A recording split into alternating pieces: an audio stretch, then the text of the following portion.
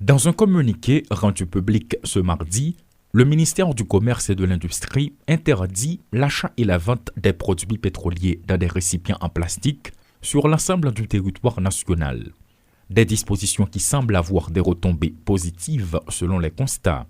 Dans plusieurs pompes à essence de la capitale, des mesures ont été prises depuis la publication de ce document administratif. Des propriétaires de stations-service ont décidé de renforcer la présence des agents de sécurité.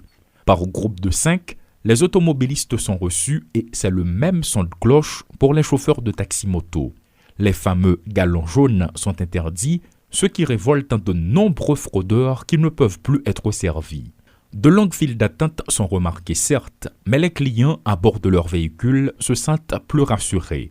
Des agents de la PNH sont sur place et, visiblement, certains affirment qu'il y a une amélioration dans la distribution de l'essence, tenant compte des 2 incidents malheureux recensés dans la seule journée du mardi 16 novembre. Par contre, ceci n'empêche pas cela. Quelques réticents refusent de se conformer aux nouvelles consignes adoptées par les responsables de stations-service. Les propos malsains ne manquent pas. La colère est bien présente.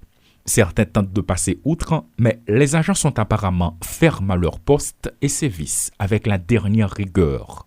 Un autre aspect qui attire l'attention, ce sont les nouvelles méthodes utilisées pour alimenter le marché noir. Puisque les récipients en plastique sont interdits, quelques récalcitrants remplissent les réservoirs de leurs véhicules et se cachent quelque part après pour siphonner l'essence et la revendre. Apparemment, c'est bien compté mais mal calculé. Des policiers parcourent divers coups de la capitale dans l'espoir de capturer ceux qui veulent perpétuer cette pratique. Après plusieurs mois de silence et d'annonces sans effet, les autorités étatiques sortent enfin de leur sommeil et décident de reprendre le contrôle de la situation apparemment. En revanche, que peut-on espérer dans les prochains jours si l'on tient compte de la trêve annoncée par les groupes armés dès ce jeudi 18 novembre, sachant que plusieurs terminaux se trouvent dans le Grand Sud et Vareux aussi a son lot de problèmes.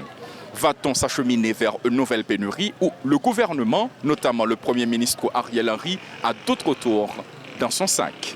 Paul Léel et Rudolf Pierre-Louis, pour Télémétropole.